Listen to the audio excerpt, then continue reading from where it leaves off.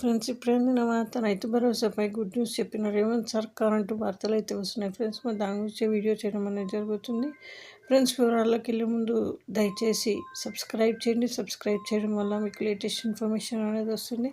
అలానే లైక్ చేయండి friends. Like చేయడంతో చాలా మందికి రీచ్ చేసిన వాళ్ళు అవుతారు. సో ఇంకా వివరాల్లోకి వెళ్ళిపోదాం ఫ్రెండ్స్. అయితే రుణమాఫీతో రైతు కుటుంబాలకు కాంగ్రెస్ సర్కార్ కొండంత అండగా నిలిచిందని మంత్రి తుమ్మల నాగేశ్వరరావు అన్నారు. సీఎం రేవంత్ రెడ్డి ఏడాది పాలనలో వ్యవసాయం రంగంలో సాధించిన విజయాలు, పురోభివృద్ధిపై మంత్రి తుమ్మల స్పందించారు. ఈ సందర్భంగా ఆయన మాట్లాడుతూ, కేబినెట్లో ప్రధాన ప్రాధాన్యతను రైతాంగానికి ఇచ్చిన ఘనత తమ ప్రభుత్వానికి దక్కిందన్నారు. రాష్ట్ర బడ్జెట్లో 35% కేవలం వ్యవసాయ రంగానికి కేటాయించామని తెలిపారు.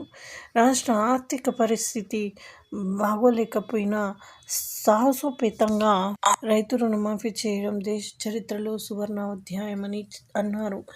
నేటికి రాష్ట్ర వ్యాప్తంగా 25 లక్షల కుటుంబాలకు గాను 20,000 కోట్ల రూపాయల మేర రుణమాఫీ నిధులను రైతుల ఖాతాలో సర్కార్ జమ చేసిందని తెలిపారు.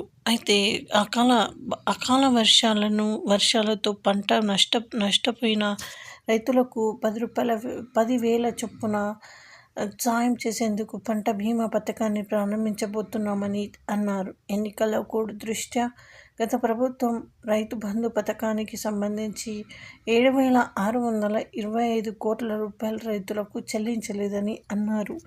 అనంతరం రైతుల కోరిక మేరకు ఏప్రిల్, మే నెలల్లో రైతు భరోసా పేరుతో సీఎం రేవంత్ రెడ్డి 7,625 కోట్ల రూపాయలను రైతుల ఖాతాలో జమ చేశారని తెలిపారు. ఈ సంక్రాంతి తర్వాత రైతు భరోసా కింద రైతు ఖాతాలో నగదు జమతో పాటు సన్నాలకు బోనస్ కూడా ఇస్తామని మంత్రి తుమ్మల క్లారిటీ ఇచ్చారు.